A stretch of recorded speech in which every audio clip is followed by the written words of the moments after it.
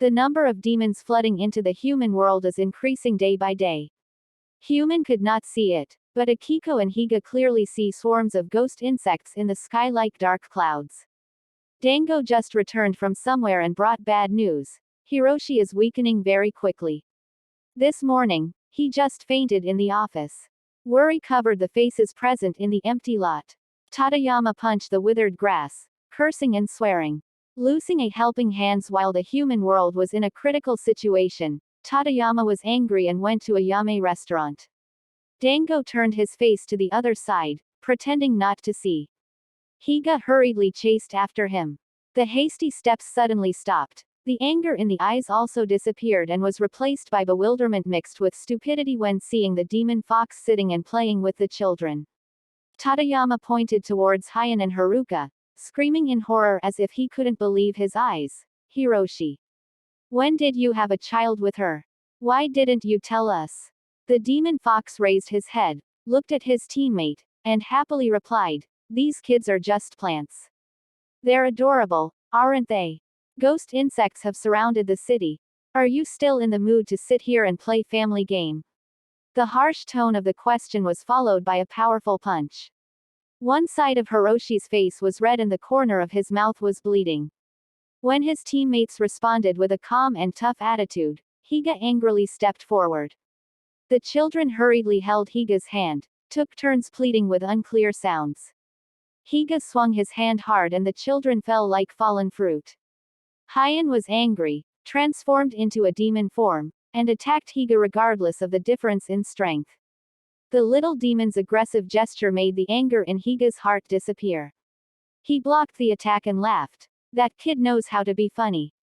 It makes me really want to fight to you once. As soon as Higa finished speaking, the little fox bit his hand with all his strength.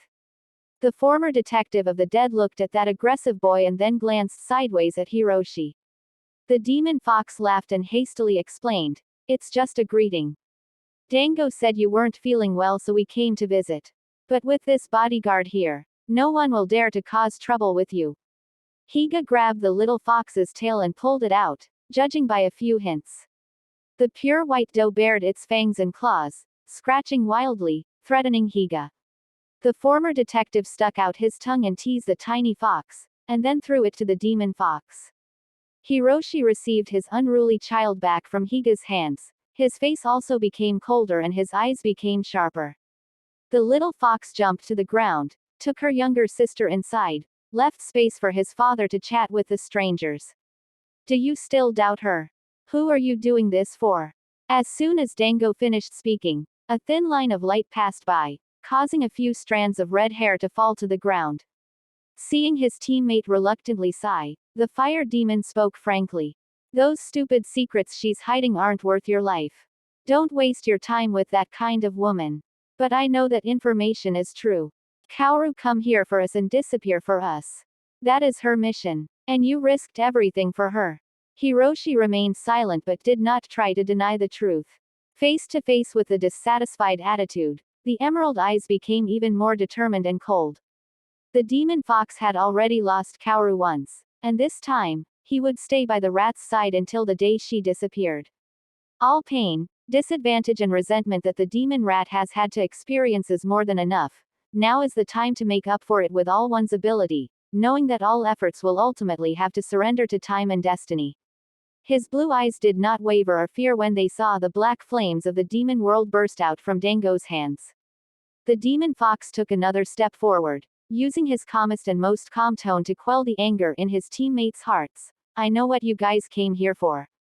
Even if Dango burns this place down, I won't blame you.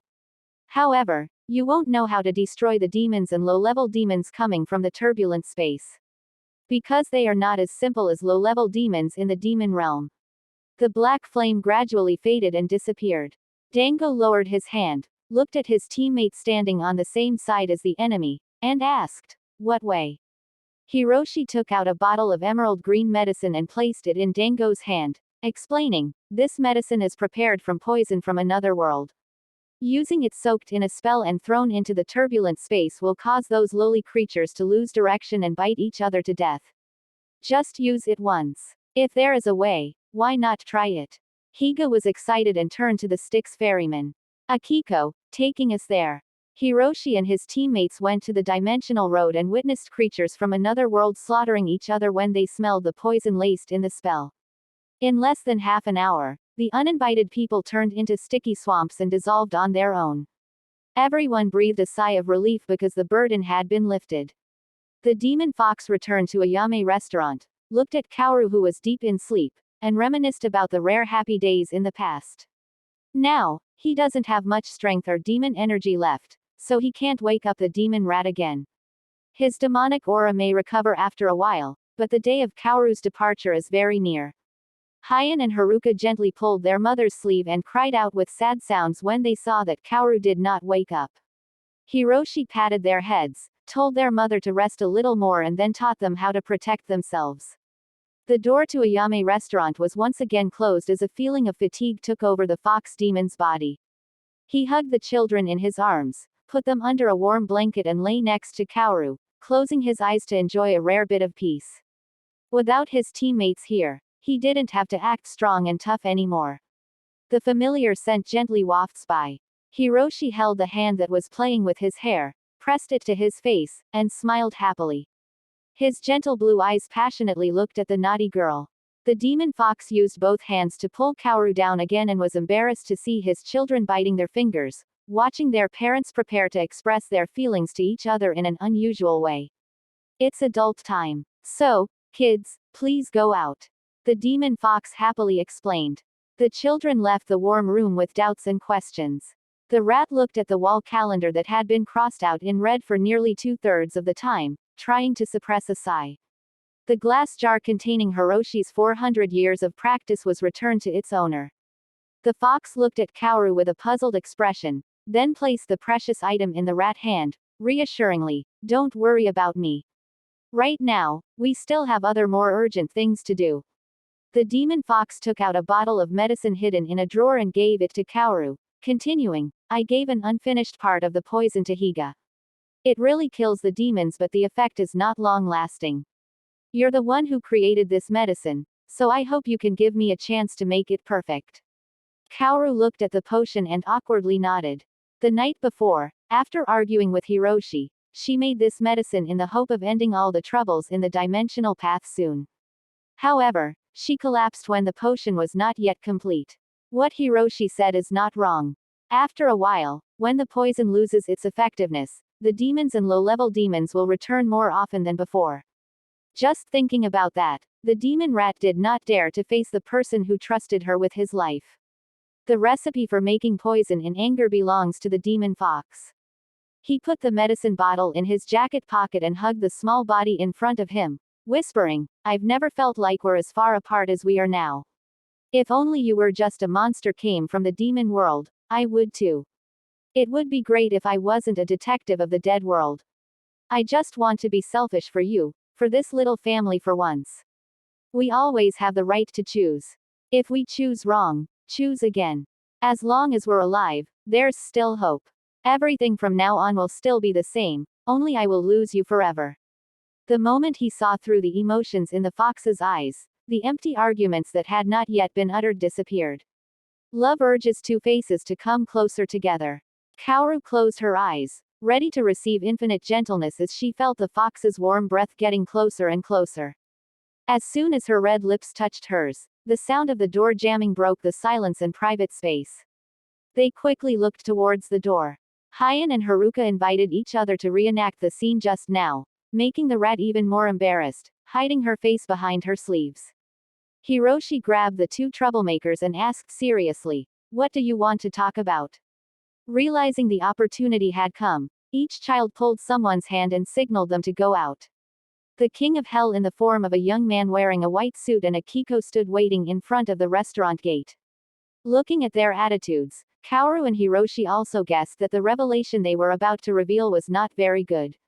"We came to bring Kaoru back to the dead world to be punished." The king of hell spoke up. The story of the invasion of the human world and the expansion of the turbulence in space is related to Kaoru. I know you need her, but for the sake of human world, I advise you to voluntarily let Kaoru come with us. Let's say what you just said is related to Kaoru, but what evidence do you have to convict her? I don't believe in empty words. Besides, all this time, Kaoru has always been by my side and has never left this place. Thus, your conclusion that Kaoru intentionally opened the tunnel and manipulated the demon insects is unfounded. Hiroshi calmly objected. Don't forget, the human world is my second home. If I discover anyone intending to harm this world, I will fight as a yokai to protect this city. Lord Pluto frowned, looking annoyed at the arguments of blind bigotry. Hiroshi still examined every bit of expression on the representative of the dead with steady eyes. Akiko stepped back slightly when she saw the demonic aura surrounding the demon fox flare up like a flame. His demonic force generated from anger is strong enough, ready to confront anyone who wants to step forward and take the demon rat out of the safety circle the demon fox has built. A bright ball of aura appeared, hovering in Pluto's hand instead of a threat. You intend to seal Kaoru? Hiroshi frowned, looking at the threads of spiritual energy that were constantly moving around the ball of light in the King of Hell's hand, and asked. And you too. If you persist in opposing, don't blame me for not showing mercy. The King of Hell affirmed. Human world matters are urgent. I hope you think carefully. The guilty will be punished. The innocent will be free. If you truly believe in her and the dead, let her come with us.